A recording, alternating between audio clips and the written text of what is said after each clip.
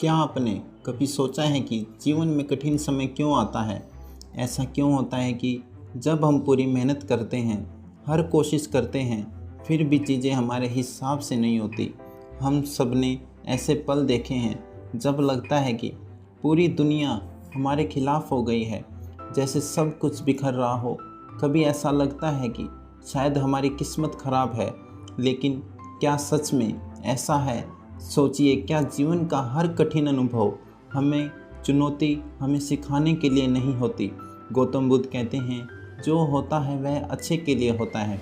लेकिन इस बात को मानना और समझना आसान नहीं है, खासकर तब जब हम दर्द में होते हैं। कल्पना कीजिए, आप एक किसान हैं, आपने पूरी मेहनत से अपनी फसल उगाई है, लेकिन अचानक बारिश या तूफान आकर आपकी फसल खराब कर देता है। उस समय आपका मन गुस्से और निराशा से भर जाता है। आप भगवान से सवाल करते हैं, मेरे साथ ही ऐसा क्यों? पर कभी सोचा है कि शायद उस फसल का खराब होना आपको कुछ सिखाने के लिए हुआ हो? शायद यह आपको भविष्य में ज़्यादा समझदारी से खेती करना सिखा रहा हो। इसी तरह जब किसी नौकरी में असफलता मिलती है, कोई रिश्ता टूटता है या कोई सपना अधूरा रह जाता है, तो हमारा दिल टूट जाता है। हम उस समय इसे बुरा समय मानते हैं, लेकिन गौतम बुद्ध कहते हैं, हर घटना के पीछे एक कारण छिपा है। हर कठिनाई हमें मजबूत बनाने का एक साधन है। क्या आपने कभी महसूस किया है कि ज़िंदगी में जो कुछ होता है वह हमें किसी बड़े मकसद की ओर ले जाता है? यह मुश्किलें हमें बेहतर इंसान बनाने के लिए आती हैं। यह हमें सोचने पर मजबूर करती है कि वाकई में जो हम चाहते थे वह हमारे लिए सही था। आज की इस कहानी में मैं आपको साधु महाराज की एक ऐसी ही सीख सुनाने वाला हूँ, जो न केवल आपके जीवन को समझने का नज़रिया बदलेगी, बल्कि आपको हर परिस्थिति में सकारात्मक सोचने की प्रेरणा देगी। तो दोस्तों, इस कहानी को सुनने के लिए जुड़े रहिए, क्योंकि अंत में आप महसूस करेंगे कि जो होता है वह सच में अच्छे के लिए होता है। एक समय की बात है, एक साधु महाराज थे जो बहुत ही बुद्धिमान थे। अलग अलग गांव में जाकर लोगों को अच्छे संस्कार और नैतिकता की सीख देते थे। एक दिन वे एक गांव में पहुंचे। गांव में हलचल थी, लोग अपने अपने कामों में व्यस्त, कुछ अपने खेतों में काम कर रहे थे तो कुछ बाजार में खरीदारी कर रहे थे। तभी एक परेशान और थका हुआ किसान दौड़ता हुआ साधु के पास आया। उसका चेहरा चिंता और उदासी से भरा हुआ था। उसकी आंखों में आंसू थे और उसकी चाल में भारीपन था। किसान ने साधु के सामने घुटनों पर बैठते हुए कहा, महाराज, मेरी ज़िंदगी में सब कुछ उल्टा हो रहा है। मैं बहुत मेहनत करता हूँ, लेकिन हर बार नतीजे मेरे खिलाफ होते हैं। मेरी फसल बर्बाद हो गई है, परिवार मुझसे नाराज़ रहता है, मेरे बच्चे बीमार हैं। मुझे समझ नहीं आता कि मैंने ऐसा कौन सा पाप किया है जिसके कारण मुझे इतनी सज़ा मिल रही है। किसान की आवाज़ भारी थी, वह टूट चुका था। उसने आगे कहा, मैंने सुना है कि आप हर समस्या का समाधान जानते हैं। आप कहते हैं कि जो होता है वह अच्छे के लिए होता है, लेकिन मेरी ज़िंदगी में तो कुछ भी अच्छा नहीं हो रहा। आप ही बताइए, फसल का खराब होना, परिवार की नाराज़गी और मेरे बच्चे की बीमारी कैसे अच्छे के लिए हो सकती है? किसान की बातें सुनकर साधु कुछ पल चुप रहे। उन्होंने बड़े ध्यान से किसान को देखा। किसान की आंखों में दर्द और सवालों का सागर था, लेकिन साधु के चेहरे पर शांति और करुणा की झलक थी। उन्होंने अपनी आंखें बंद की, जैसे वे किसान की पीड़ा को महसूस कर रहे हो। कुछ पल बाद साधु मुस्कुराए। उनकी मुस्कान में गहरी और धैर्य था। उन्होंने अपने शांत स्वर में कहा, आओ मैं तुम्हें एक कहानी सुनाता हूँ, ताकि इस कहानी के ज़रिए तुम्हारे सवालों का जवाब मिल सके। किसान थोड़ा हैरान हुआ, लेकिन उसने अपनी बेचैनी पर काबू पाया। उसने साधु की ओर देखा और कहा, महाराज, मेरी समस्या इतनी बड़ी है और आप मुझे कहानी सुनाना चाहते हैं? साधु ने मुस्कुराते हुए जवाब दिया, हर समस्या का समाधान सीधा नहीं होता मेरे मित्र।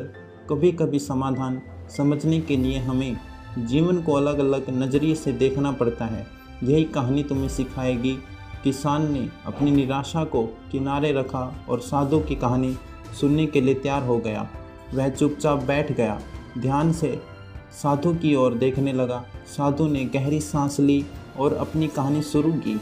साधु महाराज ने कहा, सुनो, मैं तुम्हें एक राजा की कहानी सुनाता हूँ जो तुम्हारी परेशानी को समझने में मदद करेगी। बहुत समय पहले एक शक्तिशाली और परोपकारी राजा था। वह अपने राज्य को बहुत प्यार करता था, हर समय अपनी प्रजा के भले के लिए काम करता था, लेकिन वह कभी कभी छोटी छोटी बातों पर गुस्सा भी कर जाता था। एक दिन राजा ने सोचा कि वह अपने सबसे भरोसेमंद मंत्री के साथ जंगल में शिकार पर जाएगा। सुबह का समय था, जंगल हरियाली से भरा हुआ था। राजा और मंत्री अपने घोड़ों पर सवार होकर जंगल में घूम रहे थे। अचानक एक जंगली जानवर राजा के सामने आ गया। राजा ने तुरंत अपनी तलवार निकालकर जानवर पर हमला किया, लेकिन जल्दी में उसकी तलवार उसकी अपनी उंगली पर जा लगी। राजा की उंगली पूरी तरह कट गई, खून बहने लगा। दर्द के मारे राजा जोर से चिल्लाया। मंत्री तुरंत राजा के पास आया, उसकी चोट को देखकर कहा, महाराज, जो होता है वह अच्छे के लिए होता है। यह सुनते ही राजा गुस्से से आग बबूला हो गया। उसने मंत्री को घूरते हुए कहा, क्या मेरी उंगली कट गई है और खून बह रहा है और तुम कह रहे हो कि यह अच्छा है? तुम मजाक कर रहे हो। मंत्री ने शांत भाव से कहा, महाराज, मैं मजाक नहीं कर रहा, मैं सच कह रहा हूँ। जो कुछ भी होता है वह अच्छे के लिए ही होता है। राजा को यह बात सुनकर और भी ज़्यादा गुस्सा आया। उसने अपने सैनिकों को आदेश दिया, इस मंत्री को तुरंत जेल में डाल दो। इसे अपनी जगह बैठकर सोचने दो कि जब किसी का जीवन खतरे में हो तो ऐसी बातें करना कितना गलत है। मंत्री को जेल में डाल दिया गया, लेकिन वह फिर भी शांत और संतुष्ट था।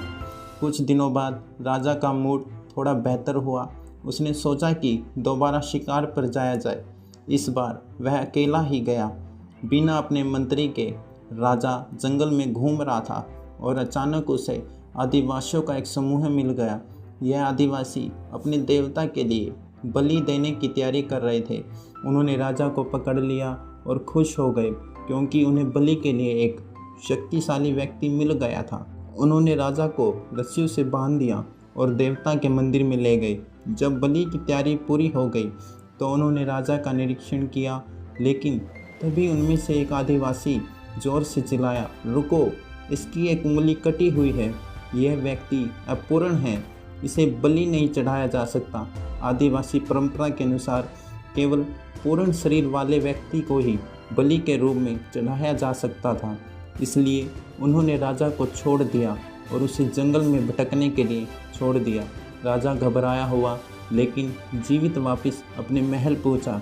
जैसे ही वह अपने सिंहासन पर बैठा, उसे मंत्री की बात याद आई, जो होता है वह अच्छे के लिए होता है। अब राजा को अपनी गलती का एहसास हुआ। उसने तुरंत आदेश दिया कि मंत्री को जेल से रिहा किया जाए। मंत्री को दरबार में बुलाया गया। राजा ने शर्मिंदा होकर कहा, मुझे माफ़ कर दो, मेरी उंगली कटने से मेरी जान बच गई। तुम सही थे, जो हुआ वह अच्छे के लिए हुआ। लेकिन एक बात बताओ, जब मैंने जेल में डाला तो क्या वह भी तुम्हारे लिए अच्छा था? मंत्री ने मुस्कुराते हुए कहा, जी हाँ महाराज, अगर मैं जेल में नहीं होता तो मैं आपके साथ पर जाता, और जब आदिवासी आपको छोड़ देते तो मुझे बलि के लिए ले जाते। इसलिए जो हुआ वह मेरे लिए भी अच्छे के लिए था। साधु ने कहानी पूरी की। साधु ने किसान से कहा, देखो, यह कहानी हमें सिखाती है कि जीवन में हर घटना का एक गहरा कारण होता है। जो हमें इस समय बुरा लगता है वह भविष्य में हमारे भले के लिए हो सकता है। बस हमें धैर्य और विश्वास रखना चाहिए। किसान ने यह कहानी सुनी और उसकी आंखों में चमक आ गई। उसने महसूस किया कि शायद उसकी मुश्किलें भी किसी बड़े उद्देश्य का हिस्सा है। साधु महाराज ने किसान की बात ध्यान से सुनी। वह थोड़ी देर चुप रहे, मानो किसान के मन के दर्द को महसूस कर रहे हो।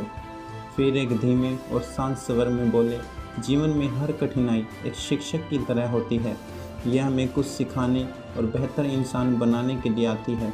तुम्हें लगता है कि तुम्हारी फसल खराब हो गई, परिवार तुम्हें समझ नहीं रहा, तुम्हारे बच्चे बीमार हैं, यह सब तुम्हें क्यों सज़ा जैसा लगता है? किसान ने थोड़ी हताशा के साथ कहा, क्योंकि महाराज मैंने हमेशा मेहनत की है, फिर भी मुझे कुछ अच्छा नहीं मिला। साधु ने मुस्कुराते हुए जवाब दिया, क्या तुमने कभी देखा है कि जब एक किसान अपने खेत में हल चलाता है तो वह पहले ज़मीन को तोड़ता है और मिट्टी को पलटता है, फिर बीज बोता है। उस समय ज़मीन को भी दर्द होता होगा, लेकिन वही दर्द उस बीज को अंकुरित करने का रास्ता बनाता है। किसान थोड़ा चौंका, उसने सोचा यह तो सच है।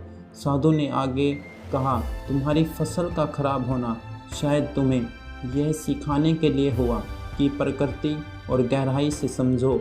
परिवार की नाराज़गी तुम्हें यह सिखा रही है कि अपने संबंधों में सुधार करो, अपने गुस्से और शब्दों पर ध्यान दो।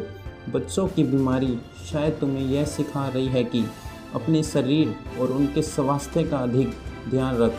जीवन में हर घटना, हर कठिनाई एक बड़ी योजना का हिस्सा होती है। जो आज तुम्हें परेशानी लग रही है वही कल तुम्हें किसी बड़ी सफलता की ओर ले जाएगी, लेकिन इसके लिए धैर्य और विश्वास चाहिए। किसान ने गहरी सांस ली और थोड़ी देर सोचा। उसने पूछा, लेकिन महाराज यह समझना और सहना इतना मुश्किल क्यों होता है? क्योंकि हम तुरंत राहत नहीं मिलती। साधु ने एक पेड़ की ओर इशारा करते हुए कहा, देखो यह पेड़, इसे इस ऊंचाई तक पहुंचने में कई साल लगे हैं। इसे धूप, पानी और हवा का सामना करना पड़ा, लेकिन इसने कभी शिकायत नहीं की। अगर यह धैर्य खो देता तो शायद यह बड़ा और मजबूत नहीं बन पाता। जीवन भी ऐसा ही है। कठिनाइयाँ हमें मजबूत बनाती है, लेकिन हमें उनके खिलाफ नहीं बल्कि उनके साथ काम करना सीखना होगा। किसान की आंखों में हल्की चमक आई। उसने कहा, तो क्या यह संभव है कि मेरी आज की परेशानियां भी मुझे भविष्य में कुछ अच्छा दे रही है? साधु ने मुस्कुराते हुए कहा, हाँ, यह संभव ही नहीं, यह निश्चित है कि जब एक तीर हमारी ओर आता है तो हमें दर्द होता है, लेकिन अगर हम सीख लें कि उस तीर से कैसे बचना है तो भविष्य में वही तीर हमें ताकतवर बना देगा। किसान ने सिर झुकाकर कहा, शायद आप सही कह रहे हैं, कठिनाइयाँ भी एक आशीर्वाद हो सकती हैं। मैंने इसे कभी इस नज़रिए से नहीं देखा। साधु ने अंतिम शब्दों में कहा, जीवन हमें हर दिन सिखाने के लिए नई चुनौतियाँ देता है। जो लोग इनसे डरते हैं वे वही रुक जाते हैं, लेकिन जो इनसे सीखते हैं वे आगे बढ़ते हैं।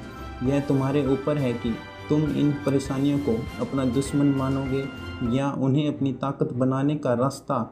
किसान ने गहरी सांस ली और खुद से वादा किया कि वह अपनी समस्याओं का सामना न केवल धैर्य से करेगा बल्कि उनसे सीखने की कोशिश भी करेगा। दोस्तों, आज की कहानी हमें सिखाती है, गहरी सीख देती है। कठिन समय हमारे जीवन का हिस्सा है, लेकिन यह हमें तोड़ने के लिए नहीं बल्कि हमें मजबूत बनाने के लिए आता है। कभी कभी तो जो आज बुरा लगता है वह भविष्य में हमें बड़ी खुशियाँ और सीख देने का जरिया बनता है। सोचिए, अगर राजा की उंगली नहीं कटती तो क्या उसकी जान बच पाती? अगर मंत्री जेल में नहीं होता तो क्या वह बच पाता? ठीक इसी तरह हमारा जीवन में भी हर कठिनाइयाँ किसी न किसी उद्देश्य से आती हैं। आपके जीवन में जो भी चुनौतियाँ हैं उन्हें एक नई दृष्टि से देखिए। खुद से पूछिए, मुझे इससे क्या सीखने को मिल सकता है? जब आप इस नज़रिए से सोचेंगे तो हर कठिनाई में एक छिपा आशीर्वाद नज़र आएगा। आज की इस कहानी को सुनने के बाद अगर आपको महसूस हुआ कि जीवन में हर परेशानी एक सबक है तो इस सीख को अपने जीवन में अपनाएं। यदि वीडियो पसंद आई हो तो वीडियो को लाइक और चैनल को सब्सक्राइब ज़रूर करें।